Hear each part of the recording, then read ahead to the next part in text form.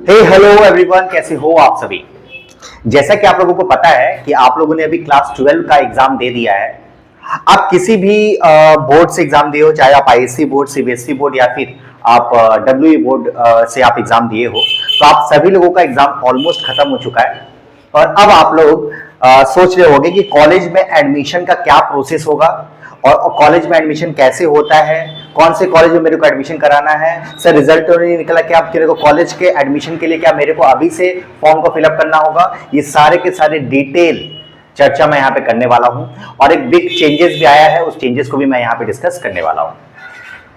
देखिए ध्यान से देखिएगा कि आपके यूनिवर्सिटीज में जब एडमिशन होगा, मतलब आफ्टर 12 आपको बोर्ड से यूनिवर्सिटी में एडमिशन कराना होता है, ठीक है।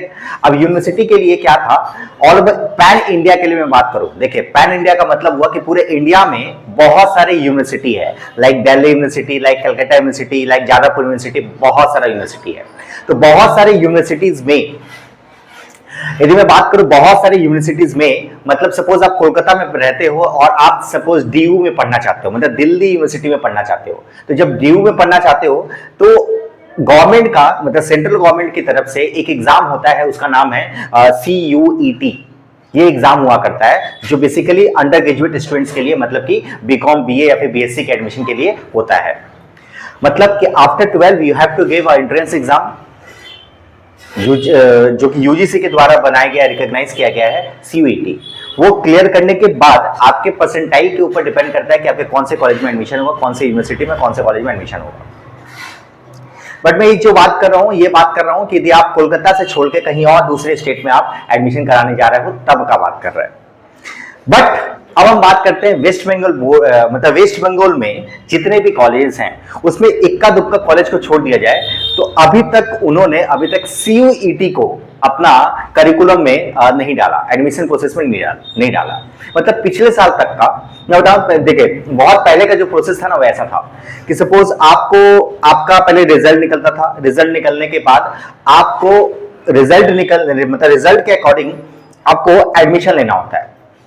मतलब कि सपोज आपका 70% है तो आप 5-6 कॉलेज, 7 कॉलेज आप फॉर्म फिलअप करते थे।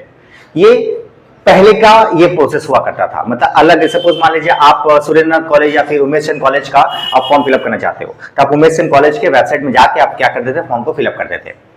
बट आज के समय में ये पिछले साल का जो था, पिछले साल ये प्रोसेस को चेंज कर दिया गया और इसको बहुत इजी किया गया। इजी कैसे किया गया, इसको सेंट्रलाइज पोर्टल सिस्टम से के द्वारा इसको बहुत इजी कर दिया गया। सेंट्रलाइज पोर्टल सिस्टम का मतलब क्या था कि आपको एक ही वेबसाइट में जाना है और उसी वेबसाइट में आपको करना क्या है, सारा का सारा डिटेल डाल के आपको वहां पे कॉलेज को सिलेक्ट करना था। जो भी आप 9-10 कॉलेज, जो भी आप कॉलेज को सिलेक्ट कर लिए, आपको ऑटोमेटिकली फॉर्म फिलअप हो जाता था। तो ये सेंट्रलाइज पोर्टल सिस्टम पिछले साल से ही इंट्रोड्यूस किया गया।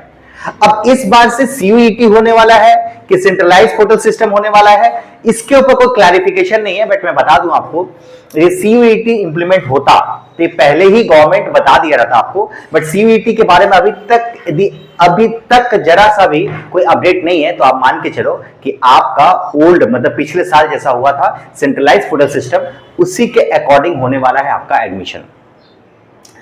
देखिए कॉलेज का एडमिशन में जो प्रोसेस होता है ना, बहुत सारा चेंजेस होता है, बहुत सारा डे टू डे बेसिस आप देखोगे। मैं अब रेगुलर बेसिस पे आपके साथ जोड़ता रहूंगा वीडियो के साथ, कि आपको देखने को मिलेगा बहुत सारा चेंजेस मिलता है, ठीक है। पिछले साल के कंपेयर में इस साल बहुत सारा चेंजेस आएगा, तो उस चेंजेस के साथ अपडेट रहना बहुत जरूरी है आपको।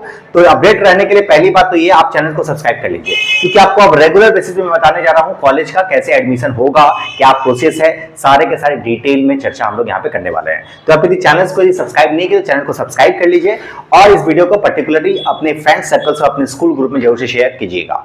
इसके अलावा आप लोगों के लिए मैंने एक व्हाट्सएप ग्रुप बनाया है, जहां पे मैं dedicated only for college admission के लिए हम लोग क्या करेंगे, वहां पे आपके साथ जुड़ेंगे और सारे के सारे अपडेट देते रहेंगे। तो उसका लिंक हमारे डिस्क्रिप्शन बॉक्स में आपको दिया हुआ है, आप जाइए उस लिंक से हमारे उस व्हाट्सएप ग्रुप को ज्वाइन कीजिए और अपडेटेड रहिए आपके कॉलेज के एडमिशन के लिए, ठीक है। अभी मैं डेली बेसिस पे मैं बताने जा रहा हूं, यदि आप CUET एग्जामिनेशन देना चाहते हो, मतलब कि सपोज आप सेंट्रलाइज, मतलब किसी दूसरे कॉलेज में या फिर दूसरे यूनिवर्सिटी में पढ़ना चाहते हो, तो आपको CUET देना पड़ेगा। और यदि CUET कैसे फॉर्म फिलअप करते हैं उसके बारे में जानना है तो कमेंट बॉक्स में मुझे बताइए, जरूर से मैं नेक्स्ट वीडियो में आपको CUET का फॉर्म फिलअप का प्रोसेस बताने जा रहा हूं।